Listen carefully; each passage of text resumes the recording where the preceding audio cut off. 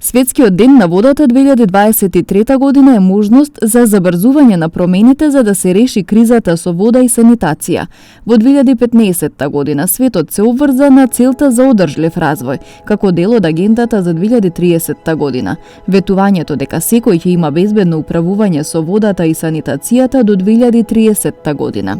На милиарди луѓе и безброј училишта, бизниси, здравствени установи, фарми и фабрики се уште не им е исполнето основното човеково право на пристап до здравствено безбедна вода и санитација.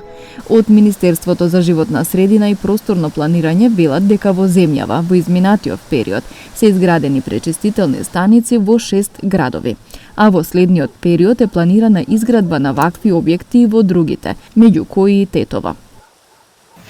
Министерството за животна средина и просторно планирање во последните неколку години инициираше значајни реформи во секторот води, насочени кон обезбедување одржливо управување со водите, преку изградба на системи за собирање и третман на урбаните отпадни води, како и заштита и зачувување на водните ресурси.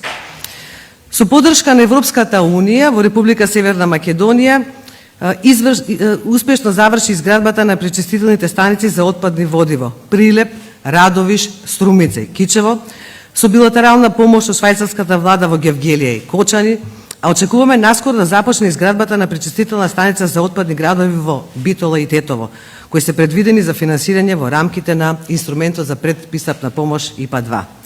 Со тоа ќе се обезбедат 37,5% од потребните национални капацитети.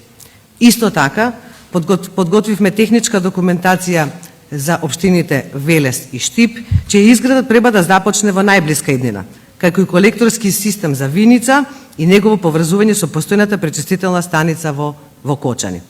Ако кон ова ја додадеме и пречистителната станица за отпадни води во Скопје, постигнуваме 74,7% од потребиот национален капацитет. 1,4 милиони луѓе умираат годишно, а 74 милиони ќе имаат намален век на живот поради болести поврзани со лошата вода, санитарните услови и хигиената. Денес, 1 од 4 лица, односно 2 милиарди луѓе ширум светот,